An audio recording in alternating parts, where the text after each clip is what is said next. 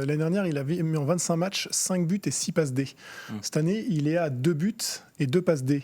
Donc il manque des passes D, mais en attendant, si vous enlevez son quadruplé à Lorient, on est dans ses standards. C'est le quadruplé à Lorient qui déforme totalement ce qu'on pense de ce joueur. Il a eu un match exceptionnel, comme ça arrive de temps en temps, mais il est dans ses standards en fait, de buts. C'est plus, je pense, dans la distribution. Voilà, au niveau passe décisive, où là, il doit retrouver un rôle clé. Quoi. On va faire un peu de tactique, mais c'est comme le disait Franck tout à l'heure, mais en 10 d'un 4-4-2 en losange, c'est à mon avis son meilleur poste, parce qu'on sent que c'est là qu'il est le plus à l'aise. Il y a 2 attaquants devant lui, non pas qu'un seul, mais 2 attaquants devant lui, et on sent qu'il est vraiment plus à l'aise pour distribuer le jeu.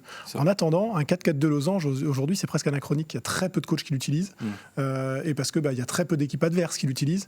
Donc quand je pense qu'Éric Roy a utilisé un 4-4-2 losange, c'était pas simplement pour faire briller Doumbia, c'était aussi parce que l'adversaire le demandait, enfin par rapport au rapport de force qu'il voulait installer, ça le demandait. Mais c'est très rare en fait. Et Brest peut pas jouer en 4-4-2 losange tous les matchs parce que c'est un système quand même qui ouvre un peu les portes au milieu de terrain et qui peut. On voit Madi Camara qui est excentré côté droit, Magnetti excentré côté gauche, et il y a de l'espace tout de suite avec Lesmelou, c'est pas le même système. Voilà. Donc même si c'est son poste préférentiel, c'est à Amaury Doumbia d'évoluer, d'avancer pour être capable de jouer à différents postes du milieu. Il sera jamais 6, donc de toute façon, voilà.